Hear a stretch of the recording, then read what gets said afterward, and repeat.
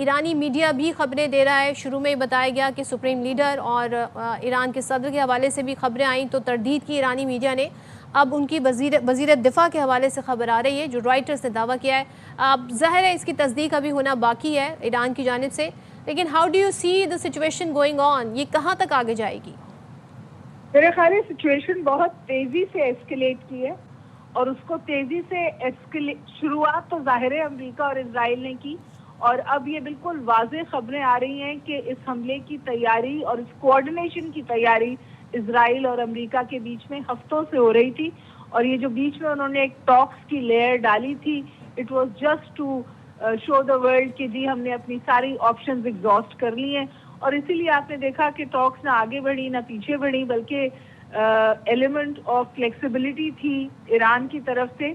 इसके बावजूद अटैक हो गया। बीबीसी इसको वॉर ऑफ चॉइस कह रहा है, यानी इस जंग की जरूरत नहीं थी, ये वॉर ऑफ चॉइस है और बहुत कैलकुलेटेड मूव है इजराइल और अमेरिका का, ये सोचकर कि ईरान इस वक्त अपनी कमजोर तरीन सूरत हाल में है। प्रॉक्सी नेटवर्क खत्म हो गया है, अंदर भी रेजिस्टेंस है बहुत ज्यादा, और मतलब एक अनरेस्ट है, और जाहिर है कि इकोनॉमिक पेन भी है। तो उन्हें लगा कि इससे बेहतर मौका नहीं हो सकता था ईरान को कंप्लीटली एलिमिनेट करने का या कम से कम रिजीम चेंज का।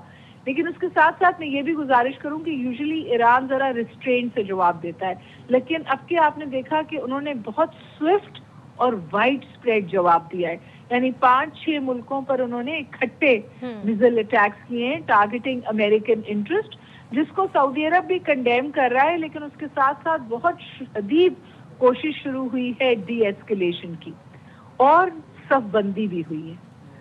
रशिया से जो स्टेटमेंट आया है वो सख्त स्टेटमेंट आया है, और चाइना ईरान को सपोर्ट कर रहा है, बल्कि चाइना से जो मिसाइल टेक्नोलॉजी का ट्रांसफर हो रहा है ईरान को, वही इतनी एंजाइटी क्रिएट कर रहा है अमेरिका में और इजराइल में, और उन्होंने सैंक्शंस भी लगाई हैं और वो इसको काउंटर करना चाहते। मेरा ख्याल है कि इस वक्त सिचुएशन टिकी हुई है इस बात पर कि ईरान किस किस्म का नुकसान पहुंचाता है। अगर वो नुकसान इनसे बर्दाश्त हो गया तो ये एस्केलेट कर देंगे, और अगर बर्दाश्त नहीं हुआ तो आप देखिएगा तो ओवरनाइट इसराइल का ही होगा। मार तो इसराइल को ही पड़ती है इस सारी सिचुएशन में, हम देखते हैं। नहीं, मेरा ख्याल है कि अगर वो नुकसान बर्दाश्त नहीं कर सके तो ईरान जो है अमेरिका ओवरनाइट मीडिएटर बन जाएगा, जैसे लास्ट टाइम हुआ था। मतलब पिछली दफा भी ईरान ने और अमेरिका ने मिलकर हमला किया था, और विद इन आवर्स, मेरा ख्याल है 24 घंटे में, अमेरिका जो था वो अग्रेसर से मीडिएटर बन गया था, यानी वो जंग बंद कराने वाला बन गया था।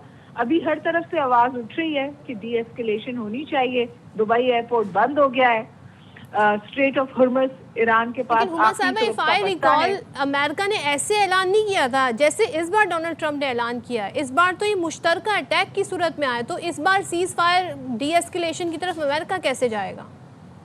अमेरिका उस वक्त बहुत आसानी से जाएगा अगर ये सूरत हाल उनके हाथ से निकली।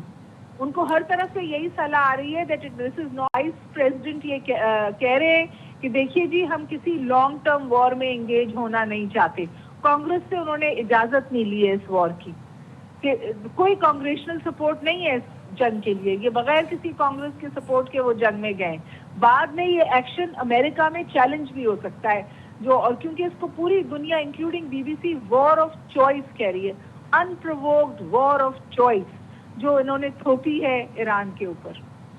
और मैं अभी देख रही थी डोनाल्ड ट्रंप की हर मौके पर ट्वीट ज़रूर मौजूद होती है। 2012 में उन्होंने प्रेसिडेंट ओबामा के लिए ट्वीट की हुई थी, गालिबन मिड टर्म इलेक्शन होने वाले थे, कि अब डोनाल्ड ट्रंप ओबामा का ग्राफ पॉपुलैरिटी का नीचे आ गया है, तो अब वो डेस्परेट हैं, तो वो ईरान या लीबिया पर अटैक कर देंगे। क्या सेम सिचुएशन इस वक्त डोनाल्ड ट्रंप की नहीं है? डोनाल्ड ट्रंप की तो ओबामा से भी ज्यादा खतरनाक सिचुएशन है। एक तो उनका ग्राफ ऑफ पॉपुलैरिटी नीचे आया है, दूसरा उनको एप्स्टीन फाइल्स की इन्वेस्टिगेशन हॉन्ट कर रही है, और उनके खिलाफ ऐसी डिस्क्रिमिनेटिंग एविडेंस है कि उसको उन्हें कोर्ट ऑफ लॉ में फेस करना बहुत मुश्किल है। तो ट्रंप जो है वो भी एट हिज वीकेस्ट है in some ways inside. Israeli prime minister के लिए जंग रुकना डेथ है, वो इस जंग को जारी रखने में उनकी बका है।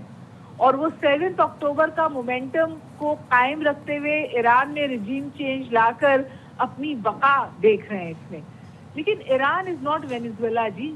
Iran will not go down without a fight, और वो फाइट पेन क्रिएट कर सकती है, तकलीफ क्रिएट कर सकती है पूरी दुनिया के लिए। स्ट्रेट ऑफ हॉर्मज़ वाला कार्ड उन्होंने अभी तक इस्तेमाल नहीं किया है।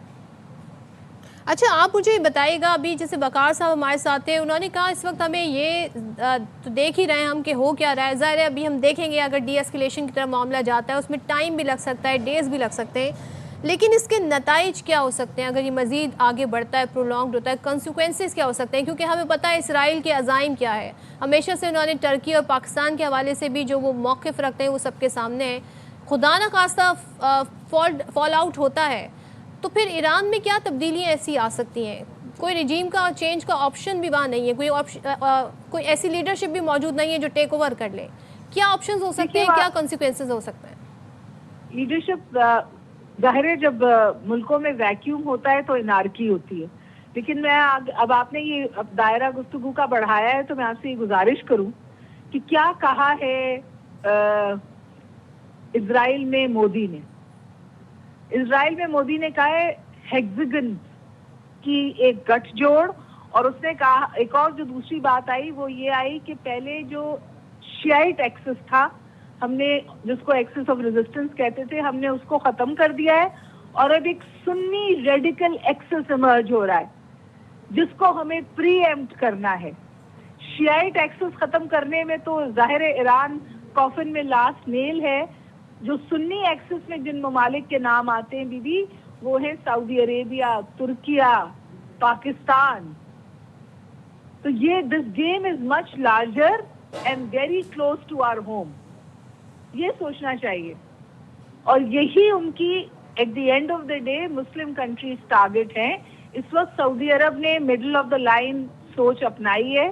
उन्होंने कहा है कि ये जो गल्फ स्टेट्स पे हमला हुआ है, हम इसकी ईरान पे मजम्मत करते हैं। इसके भी हमारे लिए रिपरकशन हो सकती है, क्योंकि हम तो सऊदी अरब के सिक्योरिटी फ्रेमवर्क का इंस्टीट्यूशनल हिस्सा है अब। तो इसकी वजह से क्या डिमांड पाकिस्तान पे कल आ सकती है हम कुछ नहीं कह सकते। फिलहाल पाकिस्तान ने मजम्मत की है और यही कहा है कि निगोशिएटेड सेटलमेंट लाएं, डिप्लोमेसी को प्रिवेल करने दें।